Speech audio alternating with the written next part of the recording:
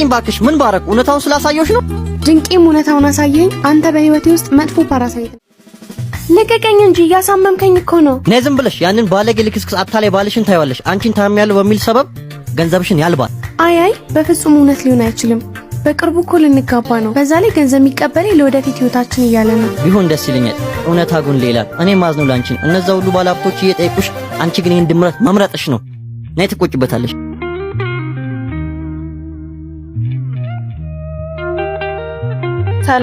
ሰላም።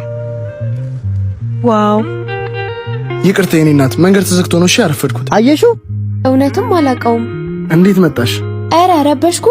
እንዴት ቻልክበት አይኔን እያየ መዋሸቱን? እርግጠኛ ባልሆንሽበት ነገር ምንም ነገር አታደርጊ። ሲገባሽ ይቆጭሻል። እውነትህን ነው። አስመሳይነት አልገባኝም ነበር። አስመሳይ ልክስክስ። ሲገባሽ ይቆጭሻል። እየሽ ሞኝ መስሎ ላንቺ አንቨርሰሪ ጠብቆ ስጦታ ይሰጣል። ያስኮርቱ ግን እንዲያት ውብ አበባ ይሰጣታል። ኒናት ልጁ እውነት ነው ያወራው። ከቤካ ጊፍት ጋላሪ ኦርደር አድርጌው ነበር ይዞልኝ የመጣው። ብትሰሚው ጥሩ ነበር። አያገባኝም። ምትወጂው ከሆነ ግን እንዳታጭ ነበር። ኒናት ባለቤቱ አሁን ወጣ። ዴሊቨሪው ታሞ ቀርቶብን እሱ ሊሸፍን። በቃ ሌላ ቀን እመለሳለሁ። ቆይማ ያውና መጣ። እሱን የቤቱ ባለቤት? አዎ እሱ ነው። እንዴት ጥሩ ሰው መሰለሽ። ምን ታረጋላችሁ? በቀኝ የመታሽኝን በግራ ልትደግሚ ነው?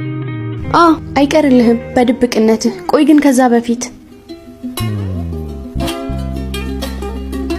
ልንከ ህይወቴ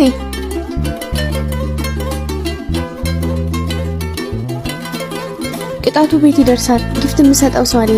አሪፍ ዕቃ አሳየኝ። እሺ ግን ደግሞ እንደ ባለቤትሽ እንዳስተናግድሽ እንዳትጠብቂ።